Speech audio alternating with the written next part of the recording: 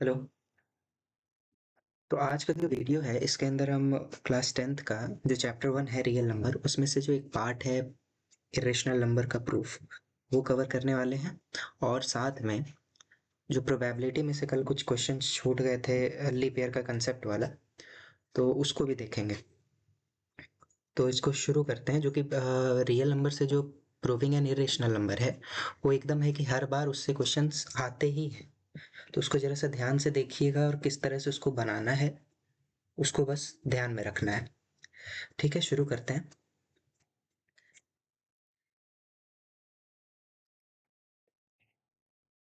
Chapter जो है वो है, चैप्टर है नहीं ऐसे, बेसिकली कोई चैप्टर ये है नहीं। शुरू करते हैं इसको। इरेशनल नंबर का proof.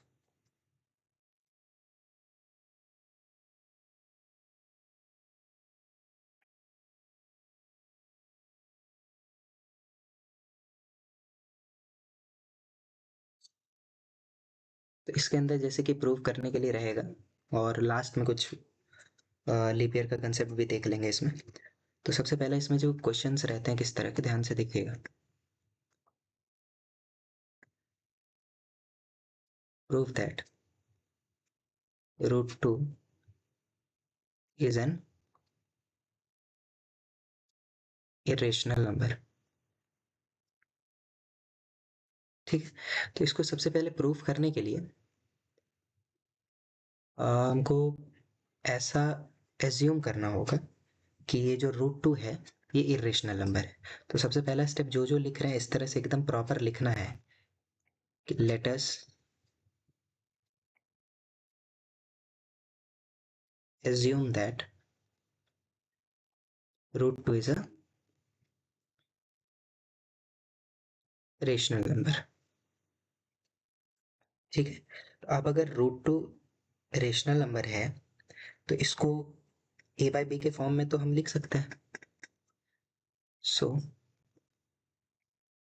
√2 is equal to a by B, जहां पर a और b दोनों को प्राइम नंबर है। a and b, a and b are coprime, मतलब इनका जो HCF होगा वो 1 होगा। ठीक है, यानी कि कोई भी अदर फैक्टर नहीं है एक्सेप्ट 1। तो √2 हो गया a बाई बी के बराबर। दूसरा स्टेप में दोनों साइड में हम स्क्वायर करते हैं ऑन स्क्वायरिंग बोथ साइड्स।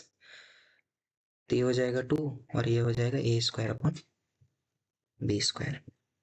ठीक है, अब b² को इधर ले आएंगे तो ये हो जाएगा 2b² is equal to a²।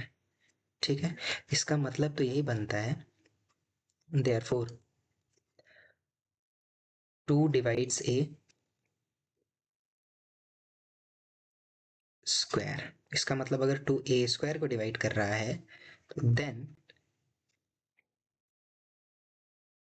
2 also divides a।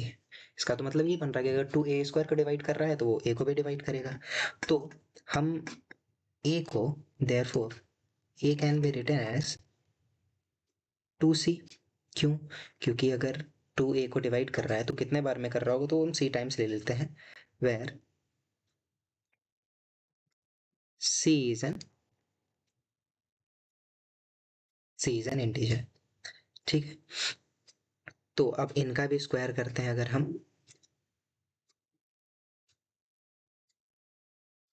तो ध्यान से देखिएगा। तो ये a² इज इक्वल टू क्या हो जाएगा, 4c²। ठीक है, 1 मिनट रुकिए, इससे पहले तो लिखना तो होगा on squaring both sides, on squaring both sides. तो ये हो जाएगा a² is equal to 4c² के। तो यहां पर से इस जगह से a square equal to 2b square आ रहा था और यहाँ से आ रहा है a square is equal to a square equal to 4c square. तो इसका मतलब है कि दोनों को अगर हम देखा जाए, अगर फ्रॉम 1 और 2 हम चेक करें, तो फ्रॉम 1 और 2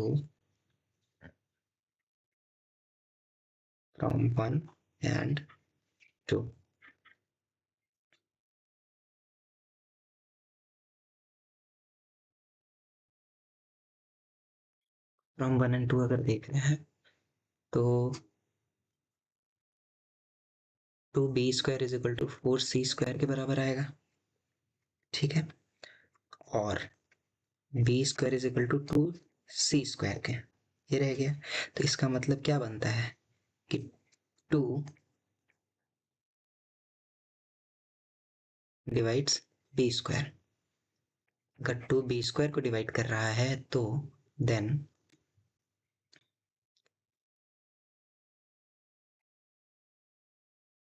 2 ऑल्सो डिवाइड्स b। तो अगर 2b स्क्वायर को डिवाइड कर रहा है तो 2b को भी डिवाइड करेगा। तो इसका मतलब क्या हुआ, यहाँ से 2 डिवाइड कर रहा है b को और यहाँ से 2 डिवाइड कर रहा है a को। तो इसका मतलब तो यही है कि a and b has a common factor 2। पर यहाँ पे जो हम लेट किए थे, तो हम लेट किए थे कि a और b दोनों को प्राइम नंबर है जिनका कि HCF मात्र एक होने वाला है। ठीक है, only one.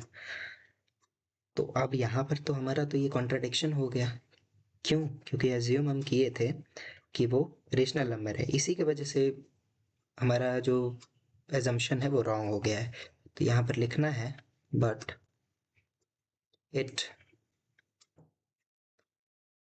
contradicts the fact it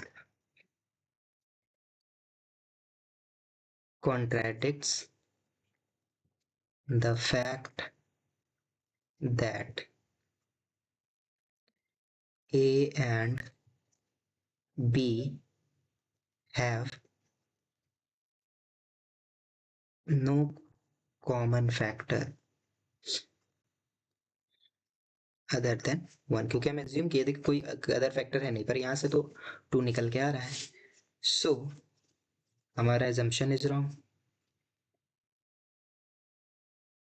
so our assumption is wrong. तो अगर रेशनल नहीं है तो √2 इजंट इरेशनल नंबर। ठीक है, अब इसी में क्वेश्चन इस जगह पे √3 हो सकता है, √5 हो सकता है या √7 हो सकता है। तो सेम चीज करते हुए आना है, टोटल चीज सब जगह सेम लिखना है। ठीक है, बस जहां जहां पे √2 है वहां वहां पे √3 हो जाएगा। ठीक है, ये एक पार्ट था। इसके बाद एक और में हम आते हैं second number.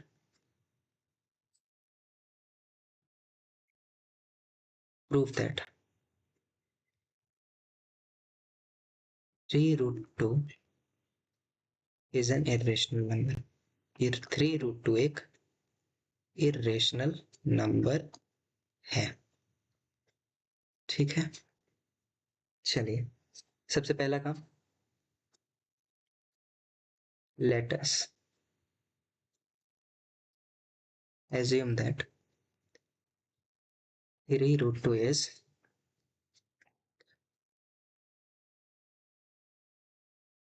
a rational number।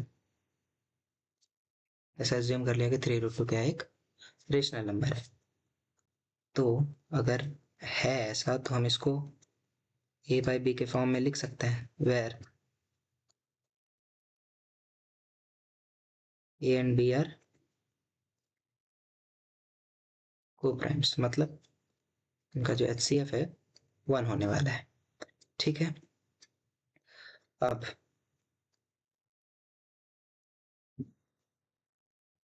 On squaring both sides, 3√2 का whole square equal to a square by B square. और एक मिनट एक मिनट, अभी स्क्वायरिंग बोथ साइड्स नहीं करेंगे। एक minute,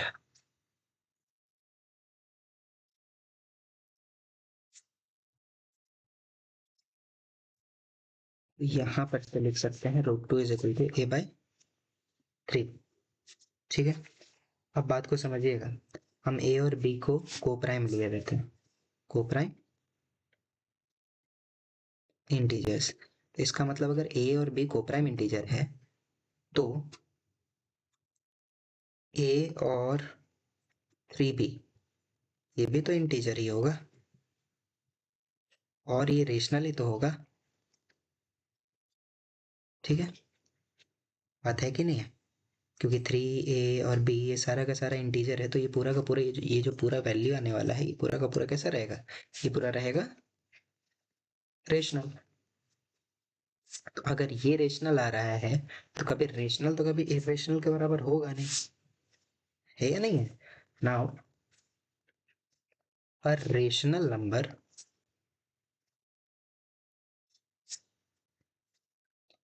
can not be equal to an irrational number. ये तो होना ही है, कभी भी रेशनल नंबर इरेशनल नंबर के बराबर तो होगा नहीं। ठीक है, कौन सा? That is √2। Therefore, we conclude that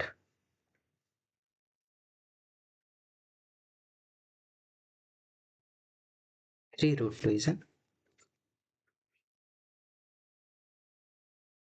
irrational number। ऐसा क्वेश्चन एकदम हर बार आता ही आता है। तो यहाँ पर से ऐसा भी क्वेश्चन हो सकता है 5√7, हाँ 3√5, ऐसा करके कुछ भी रहेगा क्वेश्चन, 5√2 कुछ भी। तो सेम चीज करते हुए आना है, वही काम करना है। ठीक है, ये दूसरे टाइप का था। और एक टाइप इसमें आएगा जो कि आखिरी है प्रूविंग के लिए, थर्ड नंबर। प्रूव दैट, एक मिनट, वॉइस वगैरह प्रॉपर है ना? वॉइस ठीक है। तो एक minute, prove that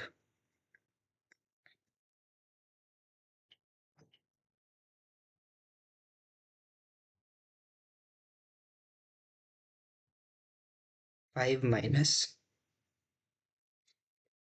√3 is irrational.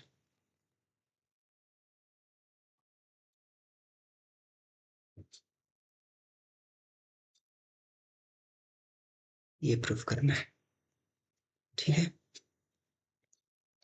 ध्यान से समझिएगा। फिर से वही काम, सबसे पहला काम, let us assume that 5 minus √3 is a rational number. तो अगर ये रेशनल नंबर है तो 5 माइनस √3 को ए बाई बी के तो फॉर्म में लिखा जा सकता है या नहीं है? फिर से वही काम, where a and b are coprimes. ठीक है, अच्छा, मतलब कि इनका एचसीएफ जो होगा 1 होने वाला है। ठीक है, और 5 में से ए बाई बी अगर माइनस करते हैं तो ये तो √3 के बराबर आएगा आएगा। इसको सॉल्व किया जाए, ये हो जाएगा 5b minus a upon b equal 3। ठीक है, अब since 5b and a are integers, अगर ये इंटीजर्स है, then 5b minus a by b, ये वाला पूरा हिस्सा क्या होगा? Is a rational. हाँ, but √3 is an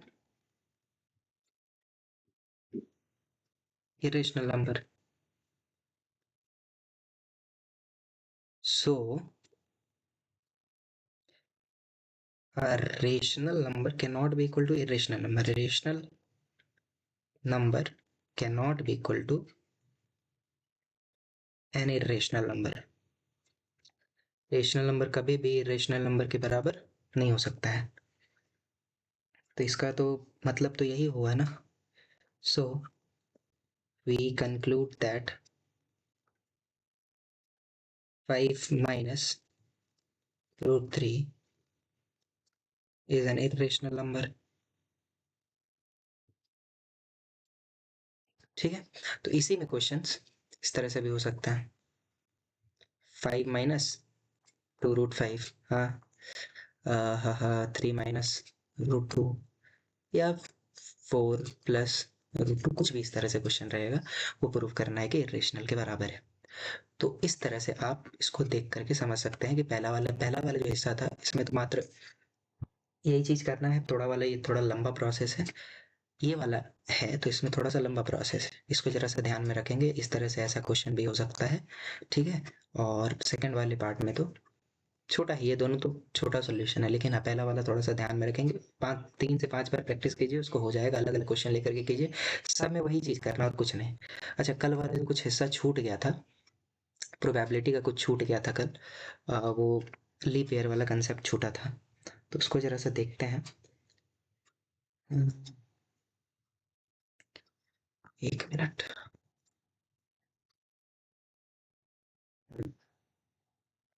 leap year का कंसेप्ट, 1 मिनट।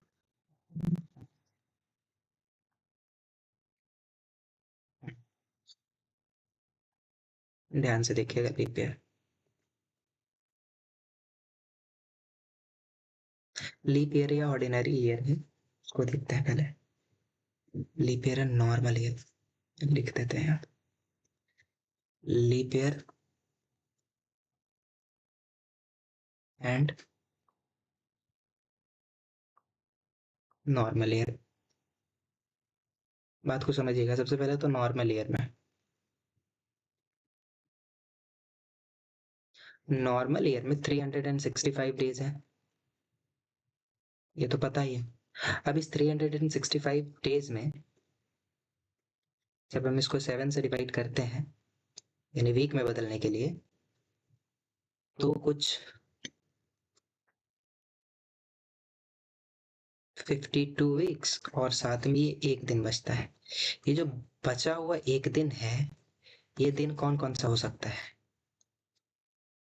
ये या तो ये संडे हो जाए, तो ये मंडे हो जाए, या तो ये ट्यूसडे हो जाए, या तो ये वेडनेसडे हो जाए, या तो ये थर्सडे हो जाए, या तो फ्राइडे, या तो सैटरडे। इन्हीं 7 में से कुछ हो सकता है, ठीक है। तो आप में क्वेश्चन, आपसे क्या क्वेश्चन पूछ सकता है कि what is the probability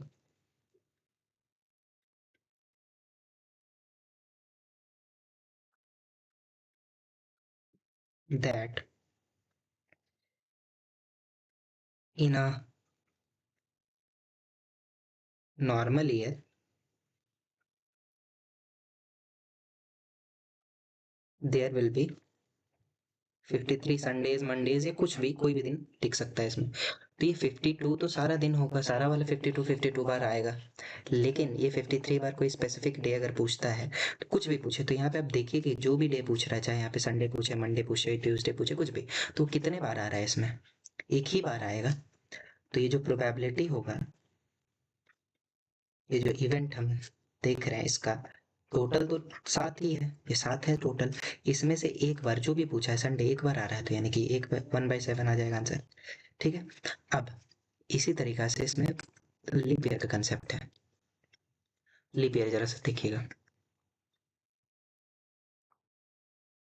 leap year क्या है? लीप ईयर में 366 डेज। अब ये 366 डेज को जब हम वीक में बदलते हैं 7 से डिवाइड करके, तो 52 वीक्स और 2 दिन एक्स्ट्रा बचता है। ये जो 2 दिन है ये कौन-कौन सा दिन हो सकता है? या तो ये संडे और मंडे हो जाए, या तो ये मंडे ट्यूसडे हो जाए, या तो ये ट्यूसडे एंड वेडनेसडे हो जाए, या वेडनेसडे एंड थर्सडे हो जाए, या फिर थर्सडे एंड फ्राइडे रहे, फ्राइडे एंड सैटरडे रहे, या फिर सैटरडे एंड संडे रहे। तो यहाँ से भी आप चेक कीजिएगा तो ये 7 ही टोटल आ रहा है 7 ही। लेकिन इसका जो क्वेश्चन होगा होगा सेम क्वेश्चन, जैसे what is the probability that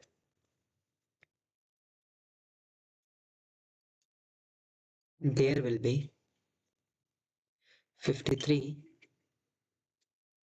Sundays in a leap year. तो अब सारे दिन तो 52 बार तो रहेंगे ही रहेंगे। अब 53 संडेज के बारे में बात कर रहा है, यहाँ पे 53 संडेज होगा, मंडेज होगा, ट्यूसडेज होगा, कुछ भी हो सकता है, ध्यान से समझिएगा। तो आपको देखना है कि संडे आ कितनी बार रहा है, एक बार यहाँ आ रहा है संडे, और एक बार दिखे तो यहाँ आ रहा है। टोटल नीचे तो हम लिखते हैं 7, ऊपर है कितना, 2 बार आ रहा है। ठीक है, यही क्वेश्चन क्वेश्चन रहता है अगर, 1 मिनट, 54 नहीं, अगर क्वेश्चन रहता 53 मंडेज, टोटल तो है 7, मंडे के बारे में बात करते हैं, एक यहाँ मंडे और यहाँ मंडे, तो इसमें भी 2/7 रहता। तो नॉर्मल और लीप ईयर का यही कंसेप्ट था, बस इतना सा ध्यान में रखना है बात को। ठीक है, ये छोटा सा ही वीडियो है, बस हो गया, बस इसी में से क्वेश्चन है।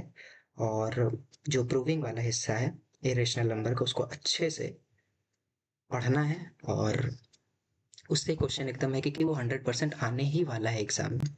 ठीक है, तो प्रूविंग वाला पार्ट इस वीडियो में बस 2 ही पार्ट कवर्ड है। पहला वाला तो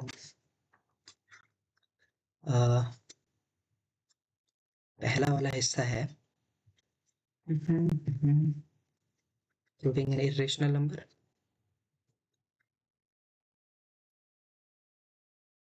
प्रूविंग एन इरेशनल नंबर, और सेकेंड वाला हिस्सा है normal year and leap year concept.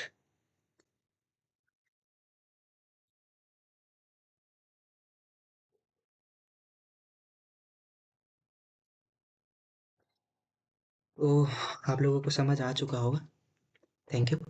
और बस इस वीडियो में इतना ही था, और मिलते हैं अगले वीडियो में, तब तक के लिए पढ़ते रहिए, थैंक यू।